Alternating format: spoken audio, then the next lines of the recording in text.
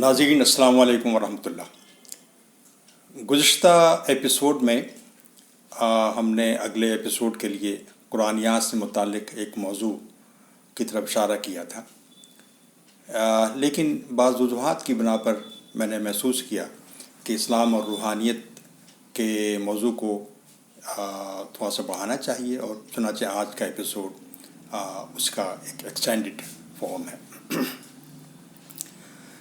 یہ بات کہ تفکر و تدبر، غور و خوض، جس کی طرف قرآن بڑی شدت سے اپنے قاری کو بلاتا ہے، دعوت دیتا ہے، اور جیسا کہ میں نے گزشتہ پروگرام میں عرض کیا تھا کہ تقریباً 700 مقامات سے زیادہ قرآن اس کی طرف بلاتا ہے۔ اس میں ڈومیننٹ کائنات اور اس کے مختلف مظاہر ہیں، پھر انسان میں کے اندر جو دنیا آباد ہے اس کی فزیکل ورلڈ کے اندر وہ بھی ہے، اور اس طرح کے دوسرے معاشرتی مسائل بھی ہیں جن پر غور و فکر و تدبر کی دعوت قرآن انسان کو دیتا ہے۔ تو گویا غور و فکر و تدبر و تفکر جو ہے یہ ایک اسلامی معاشرے کی ایک پہچان بن کے ابھرتا ہے۔ یہ بہت امپورٹنٹ آسپیکٹ ہے، اس کو ہمیں اسی طرح سے لینا بھی چاہیے۔ اس لیے میں گویا جب ہم غور و فکر و تدبر کرتے ہیں تو گویا اس میں عقل کا رول بہت امپورٹنٹ ہو جاتا ہے، اور عقل کا استعمال یہ اسلامی معاشرے کی پہچان بن کے ابھرتا ہے۔ یہ بات بڑی انٹرسٹنگ ہے کہ ایک جدید دور کے مفکر ضیاء الدین سردار نے اپنی کتاب وٹ ڈو مسلم بلیوز میں یہ مسلمانوں کو ڈیفائن کرتے ہوئے کہا، دا مسلم از ون ہو آرگوز، یعنی مسلمان کی پہچان یہ ہے کہ وہ دلیل کے ساتھ گفتگو کرتا ہے، دلیل کے بغیر گفتگو نہیں کرتا۔ یہ بڑی امپورٹنٹ بات ہے، یہ بڑی اہم بات ہے، اور آج کے تناظر میں ہم دیکھیں تو اس کی معنویت دگنی اور تین گنی ہو جاتی ہے۔ یہ بات بھی ذہن میں رہے ہمارے کہ جس روحانیت سے ہم متعارف رہے ہیں، جو روحانیت ہمارے یہاں رائج رہی ہے، اس کے نتیجے میں ہماری آزادی سلب ہو گئی ہے، ہم آزاد نہیں رہے۔ یعنی آزادی سے مطلب یہ ہے کہ ہم ایون اللہ سے تعالیٰ سے تعلق قائم کرنے کے سلسلے میں بھی تصور شیخ کے غلام ہو گئے۔ تصوف یعنی شیخ کے تصور کے بغیر اللہ سے بھی شاید تعلق نہیں ہو سکتا۔ آپ دیکھیں کہ تصوف کے اندر تصور شیخ کی بڑی زبردست اہمیت ہے۔ تو یہ بات معلوم ہوا کہ جو اسلامی تناظر میں جو روحانیت ہے، اصل وہ مادے کو، مادی کائنات کو، فزیکل ورلڈ کو بائی پاس نہیں کرتی، بلکہ اس سے ہو کر گزرتی ہے۔ اس سے گزرے بغیر، اس سے ہو کر گزرے بغیر، اس میں ڈوبے بغیر صحیح جو تصور ہے روحانیت کا اسلام میں وہ اجاگر نہیں ہو پاتا۔ اسی گہرائیوں میں اترنا جو ہے دراصل روحانیت کے سمندر میں غوطہ لگانا ہے۔ کائناتی گہرائیوں میں اترنا روحانیت کا ایک امپورٹنٹ قدم ہے جس کو ہم بائی پاس نہیں کر سکتے، کم از کم اسلامی تناظر جہاں تک تعلق ہے۔ لیکن آپ دیکھیں کہ اسلامی سائنسی سرگرمیوں کے اندر ایک مرحلہ ایسا آتا ہے جہاں انسان اپنے مشاہدات اور انکشافات کے مختلف مراحل سے گزرتے ہوئے حیرت کا شکار ہو جاتا ہے۔ یہ ایک مرحلہ ہے، اقبال نے اس کو حیرت کا نام دیا، اور بالکل صحیح کہا ہے کہ آدمی حیرت زدہ رہتا ہے اس کی خوبصورتی کو، اس کے نظم کو، کائنات کے اس کی پریڈکٹیبلٹی کو دیکھتا ہے جب تو وہ حیرت زدہ رہ جاتا ہے۔ حیرت زدہ رہنا بعض اوقات آخری مرحلہ ہوتا ہے ان لوگوں کے نزدیک جو اسلام سے متعارف نہیں ہوتے یا خدا سے متعارف نہیں ہوتے، اس کائنات کے خالق سے ان کا تعارف نہیں ہوتا، تو صرف حیرت پر ان کی بات ختم ہو جاتی ہے۔ لیکن جب یہ سب کام اسلامی پیراڈائم میں ہوتا ہے تو حیرت کے بعد ایک جذبہ تشکر پیدا ہوتا ہے، اور تشکر کے بعد ایک اور مرحلہ آتا ہے، وہ ہے عشق کا۔ تو گویا ہمارے ہاں اسلامی تناظر میں مشاہدہ، تجربہ، انفرنس، حیرت، اور پھر شکر، اور پھر عشق، یہ 4-5 مراحل ہیں جن مراحل سے پورا جو روحانیت کا جو پورا سلسلہ ہے، سفر ہے، گزرتا ہے۔ اس کا آخری جو مقام ہے وہ عشق ہے۔ یہ بڑی امپورٹنٹ بات ہے۔ ایک مثال دیتا ہوں کہ کیسا ہوتا ہے۔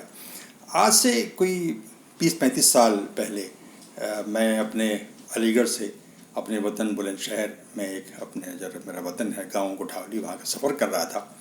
تو ایک ایسے صبح کے وقت میں، تقریباً صبح کے وقت میں میں اس مقام پہ پہنچا جہاں سے گاؤں کا سفر پیدل سفر شروع ہوتا تھا. یعنی گاؤں میں جو کھیت والا تھا، کھیتوں کے درمیان سے گزرتے ہوئے ہم اس راستے سے گزرتے ہوئے گاؤں پہنچتے تھے. میں تنہا تھا، تو یکایک میں نے محسوس کیا کہ میں ایک ایسے کھیت پہ کھڑا ہوا ہوں جس میں کپاس کے پھول اگے ہوئے ہیں. عجیب غریب صبح کا منظر، ایسا لگتا تھا جیسے کچھ گرین اور سبز قسم کے پیالے ہیں جس میں کچھ چھوٹے چھوٹے برف کے گولے رکھے ہوئے ہیں. بہت خوبصورت منظر، عجیب غریب، بیان سے باہر. اور تھوڑا سا اور گویا میں وہاں کھڑا رہا اور محسوس یہ ہوا کہ جو روئی جو بن رہی تھی، وہ کھلے ہوئے تھے پھول، ان پر جو پڑے ہوئے شبنم کے قطرے تھے جیسے موتی چمک رہے ہوں. انتہائی خوبصورت منظر. آپ بتائیں، پھول ایک سے ایک خوبصورت دنیا میں پایا جاتا ہے، کپاس کا پھول کیا خوبصورت ہوگا، لیکن وہ منظر مجھے اب تک یاد ہے. اتنا اس نے مجھے متاثر کیا کہ آج 30-40 سال گزر چکے ہیں اس واقعے کو، اب تک مجھے یاد ہے کہ وہ کپاس کا پھول، اس پر پڑے ہوئے موتی جیسے شبنم کے قطرے ایک خاص قسم کی کیفیت پیدا کر رہے تھے. اس خاص قسم کی کیفیت عجیب قسم کی کیفیت تھی. اس میں بہت کچھ تھا. اس کے اندر یعنی بہت خوبصورت مشاہدہ بھی تھا، ایک تجربے کی چیز بھی، نوعیت کی بھی چیز تھی. اس کے اندر یعنی آنکھوں میں آنسو بھی تھے، اور اللہ کے سے محبت کا ایک جذبہ موزن ہو رہا تھا، وہ بھی موجود تھا. ایک چیز جو پورے اس پروسیس میں نہیں تھی وہ حیرت تھی، اس لیے کہ میں کچھ مشاہد تجربے کے مقامات سے گزرتے ہوئے اس مقام پہ نہیں پہنچا تھا. اچانک وہ ایک حسن کا جو ایک گویا کہ ایک مقام تھا مجھے حاصل ہو گیا تھا. حسن سے میں اسے مقابل ہو گیا تھا اس عجیب غریب قسم کے حسن سے. تو میں حیرت مجھے نہیں ہوئی تھی، بلکہ تشکر کے جذبات میں طاری ہوئے تھے. تو سائنس کا جو مرحلہ ہے وہ اس مرحلے سے بھی گزارتا ہے. سائنس کا جو پروسیس ہے روحانیت کا، وہ اس مرحلے سے بھی گزارتا ہے انسان کو کہ آدمی حیرت زدہ رہ جاتا ہے. اور یہ حیرت دراصل اپریسیشن ہوتی ہے ان گہرائیوں کا، جو گہرائیاں ہم پر آشکارا ہو رہی ہوتی ہیں سائنس کے تجربے کرنے کے دوران.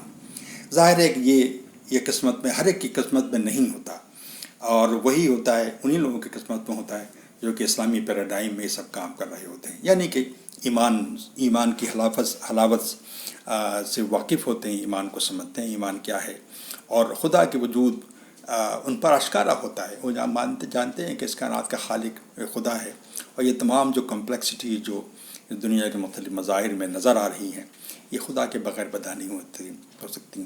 تو یہ حیرت کا تصور اور وہ روحانیت جس میں حیرت بھی شامل ہوتی ہے، اسی سائنسدانوں کی قسمت میں ہوتا ہے، اور جو کہ اس سے پیدا ہوتا ہے when the secrets unfold and the truth dawn on the seeker. Science داں جب کام کر رہا ہوتا ہے تو اس کے اوپر یہ چیز ڈاؤن ہوتی ہے، سیکرٹس انفولڈ ہوتے ہیں، اور یہ اس پر جو خوبصورتی ہے کائنات کی، جو حسن ہے، یہ اس پر ڈاؤن ہونے لگتی ہے، یہ اس پر واضح ہونے لگتی ہے.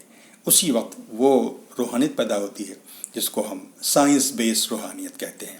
اور میرے خیال میں قرآن کے نزدیک سائنس بیس روحانیت ہی معتبر ہے اور وہی ڈیزائربل ہے. آج ایکسٹینڈڈ گفتگو تھی اسلام اور روحانیت کے موضوع پر، اس کو ہم آج ختم کرتے ہیں، اور انشاءاللہ اگلے ایپیسوڈ میں ہم قرآنی فکریات اور قرآن کے موضوع پر ایک بحث کا آغاز کریں گے. اور میں اشارتاً بتا دوں کہ وہ بحث ہوگی حضرت موسیٰ علیہ السلام کے ایک واقعے کے ساتھ، جس کا تعلق حضرت خضر سے ہے. خضر اور موسیٰ کا مکالمہ ایک مشہور مکالمہ ہے. قرآن نے اس کو بہت دلچسپی کے ساتھ بڑی دلچسپی پیدا کی ہے قرآن کے انداز بیان نے. ہم اسے سمجھنے کی کوشش کریں گے. میں اسے پڑھنے کے بعد کن کیفیات سے دوچار ہوا، کیا مجھ پر آشکار ہوا، وہ میں آپ کے ساتھ شیئر کروں گا انشاءاللہ.